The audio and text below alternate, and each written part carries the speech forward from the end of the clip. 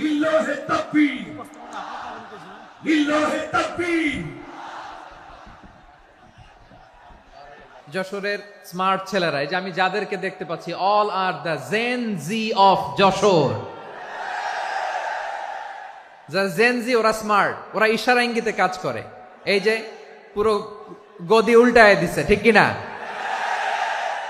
24-এর ছাত্র নাগরিক অভ্যুত্থান আমাদের দেখিয়ে দিচ্ছে কিভাবে চোখের ইশারায় গদি উল্টে দিতে হয়। তো এই জেনজিদের নিয়ে বসেছে, ওরা তো স্মার্ট, ওরা ডিস্টার্ব করবে না।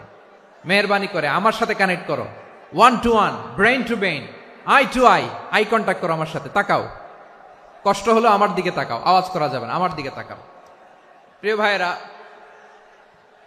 হিউম্যান রিসোর্স ডেভেলপমেন্টের ব্যাপারে কিছু কথা বলবো। এই যে আমাদের বিশাল জনসংখ্যা, এই জনসংখ্যাকে কি করে জনসম্পদে রূপান্তরিত করা যায় এ ব্যাপারে কথা বলবো। আমি সূরাতু বনী ইসরাইলের 70 নম্বর আয়াত তেলাওয়াত করেছি। এই আয়াতের আলোকে কিছু কথা আমি আপনাদের সামনে বলবো।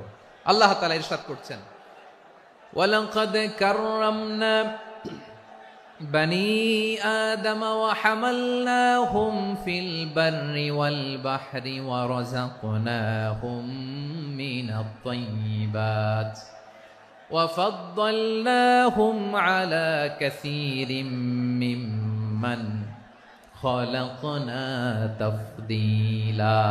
পড়েন আল্লাহু আকবার। রব্বুল আলামিন বলেন, ওয়ালাকাদ কাররামনা বনী আদম, আমি বনী আদমকে সম্মানিত করেছি, বনী আদমকে মর্যাদা দিয়েছি। ওয়া হামালনাহুম ফিল বাররি ওয়াল বাহর, বনী আদমকে জলে স্থলে, স্থলে এবং সমুদ্রে চলাচলের বাহন দিয়েছি। ওয়া রাযাকনাহুম মিনাত তাইয়্যিবাত, তাদেরকে পবিত্র রিজিকের বন্দোবস্ত করেছি। ওয়া ফাদ্দালনাহুম আলা কাসীরিম মিম্মান খালাকনা তাফদীলা, আর আমি আল্লাহ যাদেরকে সৃষ্টি করেছি তাদের মধ্য থেকে বনী আদমকে আমি শ্রেষ্ঠ বানিয়েছি। আমরা শ্রেষ্ঠ, আমরা আশরাফুল মাখলুকাত। আমরা কি? এই যে এমনি চিল্লাচিল্লি করে, জিজ্ঞেস করলে বলে না। আমরা আশরাফুল মাখলুকাত। আমরা কি? শ্রেষ্ঠ, সবার চেয়ে সেরা। আমাদের মতো করে আল্লাহ কাউকে বানায় নাই। 2 পায়ে ভর করে, শির দ্বারা এরকম স্ট্যান্ড রেখে মাথা উঁচু করে দাঁড়াতে পারে এরকম কোন প্রাণী পৃথিবীতে আছে? এজন্য আল্লাহ বলেন, ওয়ালাকাদ কাররামনা বনী আদম, আমি বনী আদমকে সম্মানিত করেছি, তাদেরকে আমি মর্যাদা দিয়েছি। তাদেরকে আমি যত মর্যাদা দিয়েছি আমার কোন সৃষ্টিকে এত মর্যাদা দেই নাই। পড়েন সুবহানাল্লাহ। I have dignified the status of the sons of Adam. আদমের সব সন্তানের মর্যাদা আমি বাড়িয়েছি। আল্লাহ এখানে বলেননি ওয়ালাকাদ কাররামনাল মুমিনিন, আমি মুমিনের মর্যাদা বাড়িয়েছি, বলেছেন? আল্লাহ এখানে বলেন নাই ওয়ালাকাদ কাররামনাল মুসলিমিন, আমি মুসলিমের মর্যাদা বাড়িয়েছি। আল্লাহ বলেছেন ওয়ালাকাদ কাররামনা বনী আদম, আমি বনী আদমের সম্মান বাড়িয়েছি। হোক সে মুমিন কিংবা কাফের, মুসলিম কিংবা মুশরিক, আস্তিক কিংবা নাস্তিক, আরব কিংবা অনারব, যেই হোক না কেন, আদম সন্তান সবগুলার মর্যাদা বাড়ায় দিয়েছে কে? সবার মর্যাদা আল্লাহ বাড়িয়েছেন। মানুষ হিসেবে মর্যাদা। বিশ্বনবী সাল্লাল্লাহু আলাইহি ওয়াসাল্লাম ইহুদির লাশ দেখে দাঁড়িয়ে গেলেন। কার লাশ? আমার যশোরের ভাইয়েরা আওয়াজ করে বলুন, কার লাশ? ইহুদির লাশ দেখে দাঁড়ায় গেলেন। সাহাবারা বললেন, ইয়া রাসূলুল্লাহ, আপনি দাঁড়ালেন যে, এটা তো ইহুদির লাশ। বিশ্বনবী বললেন, আওয়ালাইসাত নাফসান, এটা কি মানুষ নয়? এটা হোক ইহুদি হোক খ্রিস্টান, এটা তো মানুষ। আমি মানুষ দেখে দাঁড়িয়েছি। আই স্যালিউট দ্য হিউম্যানিটি, আমি মানবতাকে সম্মান করেছি। পড়েন সুবহানাল্লাহ। তাহলে এই জমিনে মানুষের মর্যাদা বেশি, হোক আস্তিক হোক নাস্তিক, হোক মুমিন কিংবা কাফের। আদমের সন্তান হলে, মানুষ হলেই তার মর্যাদা বাড়িয়েছে কে? আমার কলিজার টুকরা যশোরের ভাইয়েরা, মানুষের মর্যাদা আল্লাহ এত বাড়িয়েছেন, মানুষ জীবিত থাকলেও যেমনি মর্যাদাবান, মরে গেলেও মর্যাদাবান। সুবহানাল্লাহ পড়েন। মানুষ মরে গেলে এই ডেড বডিটা কি হয়? পচে যায়, গলে যায়, মাটির সাথে মিশে যায়। তাই বলে আপনি ডেড বডির সাথে যাচ্ছে তাই করতে পারবেন না। পারবেন? কেউ যদি অন্যায় করে, তাকে যদি আপনি শাস্তির আওতায় আনেন, যা মনে চায় করতে পারবেন না। তারা আগুন দিয়ে পোড়াতে পারবেন না, নাক কাটতে পারবেন না, কান কাটতে পারবেন না, অঙ্গ বিকৃতি করতে পারবেন না। কারণ মানব জাতির মর্যাদা স্বয়ং দিয়েছে কে? ডেড বডি পচে যাবে, গলে যাবে। তারপরে ইসলাম বলে না, খবরদার, এই মরা লাশটারও একটা মর্যাদা আছে না নাই? ইসলাম বলে এই লাশটা গলে যাবে, পচে যাবে, কিন্তু এটার অমর্যাদা করো না। কর্পূর দিয়ে, খেজুর পাতা দিয়ে এটাকে ওয়ার্ম ওয়াটার দিয়ে, গরম পানি দিয়ে ধৌত করো। সাদা শুভ্র ধবধবে কাপড় দিয়ে লাশটাকে তুমি কাভার করো। তারপরে খাটিয়ার মধ্যে লাশটাকে রেখে বিশাল একটা প্রোগ্রাম করো, একটা ফিউনারাল প্রোগ্রাম করো। ওই প্রোগ্রামের ডানে বায়ে পেছনে লাশটারে রাখলে হবে না, প্রোগ্রামের একেবারে সামনটাতে তুমি লাশটাকে রাখো। সুবহানাল্লাহ। একটা ফিউনারাল প্রোগ্রাম করতে হবে, তাকে শেষ বিদায় জানাতে হবে, যেটাকে আমরা জানাজা বলি। কি বলি? জানাজা মানে মাইয়েতের জন্য দোয়া, তার জন্য দোয়া করা হয়, তাকে একটা সিস্টেমেটিক অর্ডারে কবরে রাখা হয়, সুন্দরভাবে সেটাকে কবরস্থ করা হয়, মাটি দেয়া হয়, পানি দেয়া হয়। তার মানে মরে গেল মানুষের সম্মান বাড়ায় দিয়েছে কে? এজন্য আল্লাহ বললেন ওয়ালাকাদ কাররামনা বানি আদম, বনি আদমের সম্মান মর্যাদা আমি আল্লাহ বাড়িয়ে দিয়েছি। মানুষের সম্মানে তুমি কখনো আঘাত করো না, ঠিক কিনা? তাহলে ভাই, প্রথম মেসেজ হচ্ছে, the first and foremost message tonight to the people of জাসর। আল্লাহ বলেন, I have dignified the status of son of Adam. আমি বনি আদম সবার মর্যাদা বাড়িয়ে দিয়েছি, হোক আস্তিক নাস্তিক, হোক কাফের কিংবা মুশরিক, তার মর্যাদা বাড়াই দিছে কে? যখন বন্যা হয়, আমরা ত্রাণ নিয়ে যাই, আমরা শুধু মুসলমানদেরকে ত্রাণ দেই নাকি? হ্যাঁ, আমরা মুসলমানকেও দেই, অমুসলমানকেও দেই, হিন্দুকেও দেই, বৌদ্ধকেও দেই। যেখানেই মানবতা বিপন্ন, সেখানে ইসলামের হেল্পিং হ্যান্ড আছে না নাই? সুবহানাল্লাহ। কি দিন আমরা পেয়েছি, কি বিধান আমরা পেয়েছি। ওয়ালাকাদ কাররামনা বানি আদম, আমি বনি আদমকে সম্মানিত করেছি।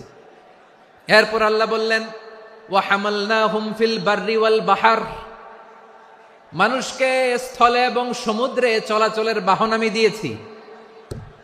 স্থলে কিভাবে চলবে, জলে কিভাবে চলবে, এই বাহনের ব্যবস্থা করেছে কে? এই জেনজি, এই স্যামড়া, ইরাম করতেছো কিসের জন্য?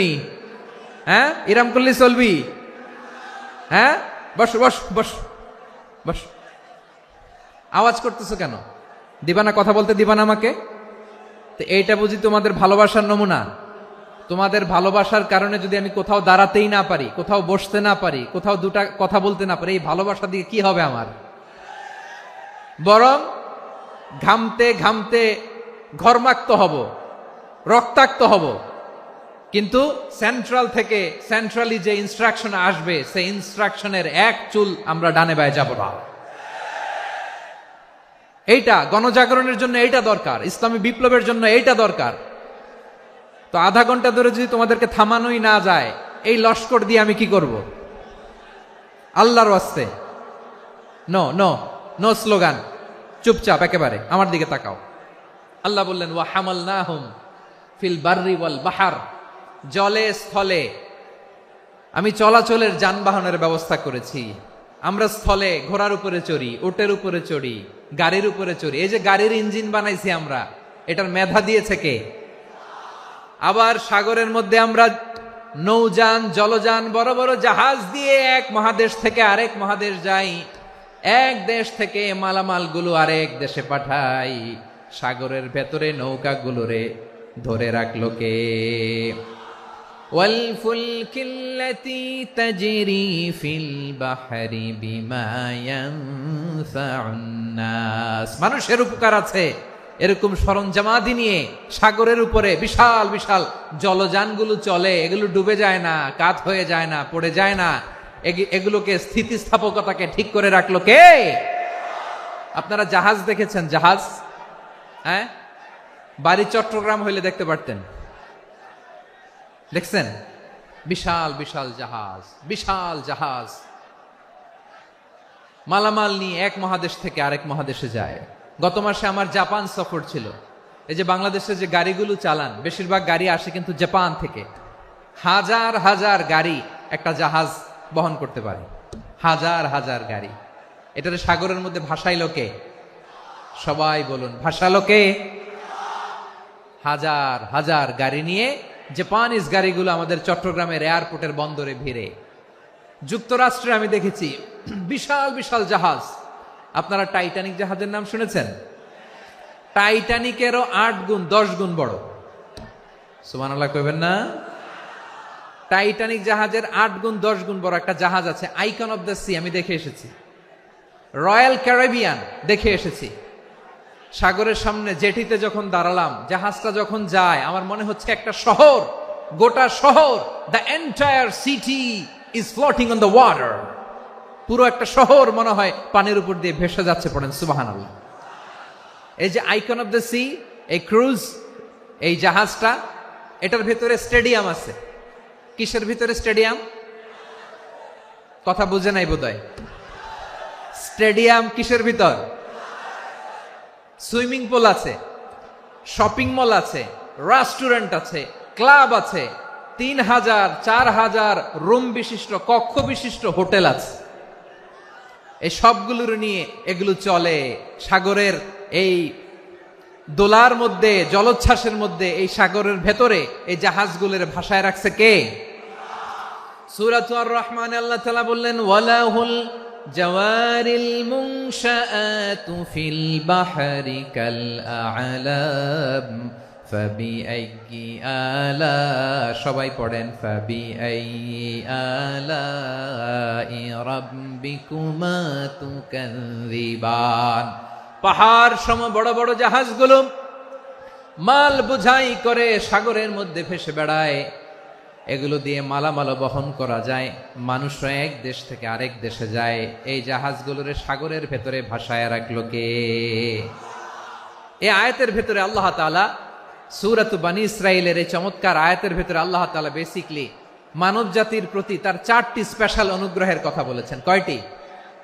2টা বলে ফেলছি। 1 নাম্বার, ওয়ালাকাদ কাররামনা বনী আদম, আমি বনী আদমের সম্মান বাড়াইছি। নাকি মুসলমানদের? নাকি মুসল্লিদের? কার সম্মান বাড়িয়েছি? বনী আদমের। তাহলে human dignity, the first part of the verse talks about the human dignity. 2 number অংশে আল্লাহ তাআলা বললেন, ওয়া হামালনাহুম ফিল বাররি ওয়াল বাহর, স্থলে এবং সমুদ্রে আমি তাদের জন্য চলাচলের বাহন দিয়েছি। সুবহানাল্লাহ।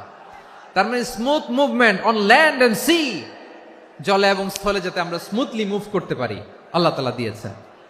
3 নম্বরে আল্লাহ তাআলা বললেন, ওয়া রাযাকনাহুম মিনাত তাইয়্যিবাত, মানুষের জন্য আমি পবিত্র রিজিকের ব্যবস্থা করেছি। জলে এবং স্থলে যত প্রাণী আছে সবগুলা প্রাণীকে রিজিক দেয় কে? আমাদেরকে রিজিক দেয় কে? সাগরের মাছগুলোকে, বড় বড় তিমি মাছগুলোরে রিজিক দেয় কে? বাতাসের মধ্যে ভেসে বেড়ানো বড় বড় পাখিগুলো, স্ক্যান্ডিনেভিয়ান কান্ট্রি থেকে লক্ষ লক্ষ কোটি কোটি পাখিগুলো যে এক দেশ থেকে আরেক দেশে ট্রান্সফার হয়, এগুলোর রিজিক দেয় কে?